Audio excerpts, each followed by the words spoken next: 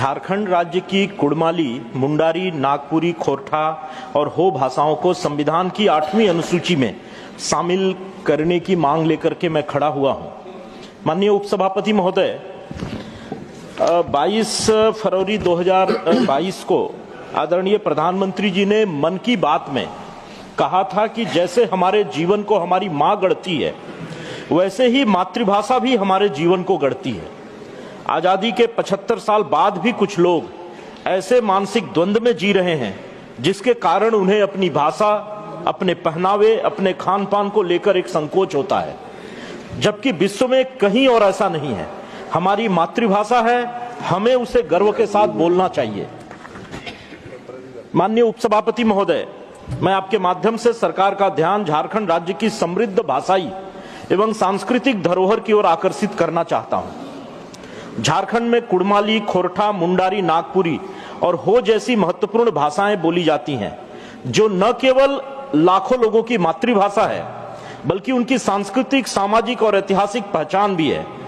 भगवान बिरसा मुंडा के आंदोलन उलगुलान की भाषा भी मुंडारी थी, जिसकी अपनी समृद्ध ऐतिहासिक पृष्ठभूमि रही है।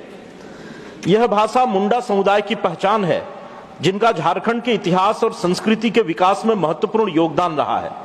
हो भाषा सिंहभूम क्षेत्र में विशेष रूप से बोली जाती है और इसके बोलने वाले हो जनजाति के लोग बड़ी संख्या में हैं। इसी तरह कुड़माली भाषा का संबंध बंगाल एवं झारखंड के राढ़ सिविलाइजेशन से है। कुड़माली भाषा झारखंड, पश्चिम बंगाल और उड़ीसा के कुड़मी समुदाय द्वारा बोली जाती है। इसका साहित्यिक और सांस्कृतिक महत्व भी अत्यधिक है। नागपुरी भाषा भी झारखंड की राजधानी सहित पूरे राज्य में व्यापक रूप से संवाद की मूल भाषा रही है। नई शिक्षा नीति के तहत भी स्थानीय भाषाओं का स्कूली शिक्षा में प्रयोग व्यापक रूप से हो, ऐसा आग्रह किया गया है।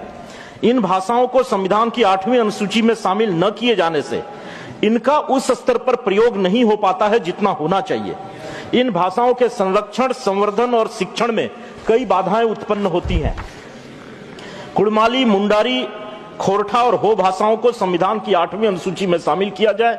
इन भाषाओं के संरक्षण, संवर्धन, विकास एवं अध्ययन हेतु केंद्र एवं राज्य सरकार द्वारा विशेष योजना और अनुदान प्रदान किए जाएं, जिनका इसका विकास हो सके।